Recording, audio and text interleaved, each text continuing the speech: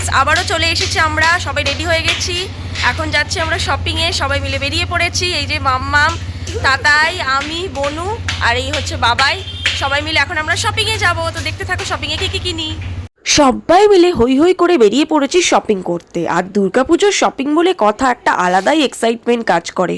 বছরে একবার আমরা এই দুর্গাপুজোর টাইমটাতে কিন্তু ফ্যামিলির সকলে মিলে চলে যাই একসাথে শপিং করতে, কারণ কার কী পছন্দ, সবার পছন্দটাকে গুরুত্ব রেখে আমরা শপিং করি। অবশ্য অন্যান্য বছর আমরা হাতিবাগানে যাই শপিং করতে, এবছর আমরা বড়নগরেই আছি, কারণ বড়নগরই তো চলে এসেছে। বাজার কলকাতা, স্টাইল বাজার, এম বাজার, সমস্ত মল আমরা একসাথে পাচ্ছি।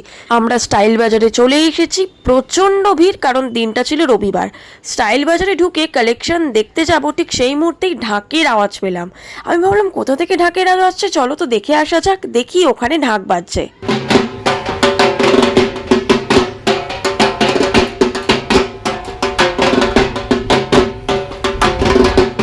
এই ঢাক বাজার আওয়াজটা শুনেই না মনটা যেন দ্বিগুণ আনন্দে ভরে উঠলো। মনে হলো সত্যি মা আসছে, পুজো চলেই এলো।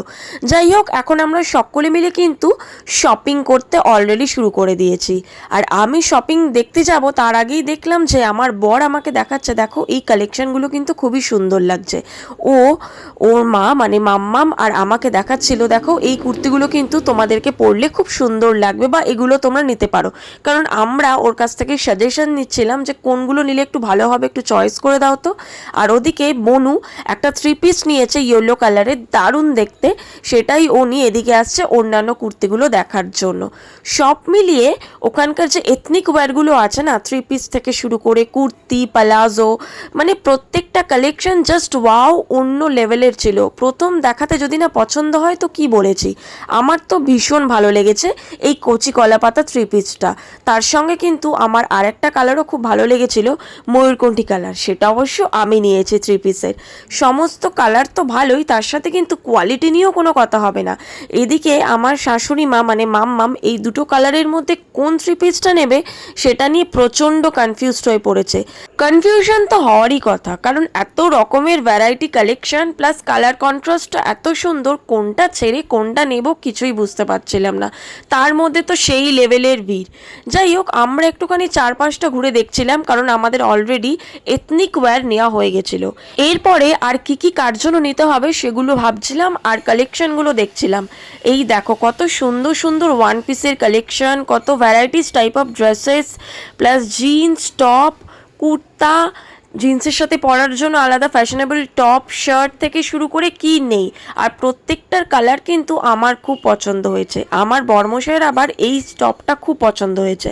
আর আমি এখন একটা স্কার্ট নিয়েছি, আর তার সাথে কি ধরনের টপ পরলে ভালো লাগবে সেটাই আমার বরের সাথে গভীর আলোচনায় আমি ব্যস্ত। আমি বলছি দেখো তো এই টপটা স্কার্টটার সাথে যাবে, কীরকম লাগছে। আমার বর বলছে আরেকটু ব্রাইট কালার নাও। তো আমি ওই ব্রাইট কালারগুলো দেখছিলাম আর ভাবছি যে কোনটা স্কার্টটার সাথে সত্যিই যাবে। এখানে আরও নানান ধরনের টপের কালেকশন আছে, শার্ট আছে, টি শার্ট আছে, প্রত্যেকটা কিন্তু আমার দুর্দান্ত লেগেছে। কালার কন্ট্রাস্ট দেখো, তোমরা চাইলে কিন্তু এখান থেকে এসে নিতেও পারো। যাই হোক, আমার এখান থেকে টি শার্ট নেওয়া অলরেডি হয়ে গেছে। আর এখানে দেখো ক্যাশ কাউন্টারের লাইনটা দেখো কোথা থেকে শুরু হয়েছে আর কোথায় শেষ হয়েছে। কতক্ষণে যে কেনাকাটা হবে, তারপরে কতক্ষণে বিলিং হবে, আর কত পরে যে বাড়ি যাব কিছুই বুঝতে পারছি না। টি শার্ট তো কেনা হয়ে গেল, আর পুজো বলে কথা, শাড়ি না কিনলে হয়। তাই আমি আর আমার শাশুড়ি মা চলে এসেছিলাম শাড়ির কাউন্টারে।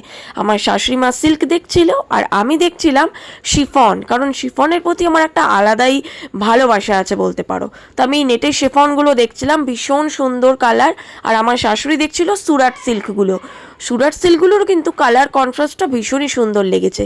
আর আমি এখানে এসেও কনফিউজড যে কোন কালারটা নেব শিফনের, ম্যাজেন্ডা নেব না এই ফিরোজাটা নেব না এই পিঙ্কটা নেব, কোনটা নেব আমি বুঝতে পারছি না। তখন আমি আমার ননদ আর আমার শাশুড়ি মায়ের কাছে সাজেশন চাইলাম যে বলো তো তোমরা কোন কালারটা ভালো লাগছে, কারণ আমি সত্যি বুঝতে পারছি না। তো আমার ননদ বলছিল তুমি গায়ে ফেলে দেখো, যেটা ভালো লাগবে সেটাই নাও। আর আমার এই শাড়িটা আমার এত পছন্দ হয়েছে যে আমি গায়ে ফেলে অলরেডি ঢাকের তালে নাচতেও শুরু করে দিয়েছি। আমার ননদ বলছে এই রে তুমি কি এখানেই নাচতে শুরু করে দেবে এখনই, ভাসান ডান্স নাকি? আমি বললাম না না, দাঁড়া রেখে দিচ্ছি। বলে আবার রেখে দিলাম শাড়িটা।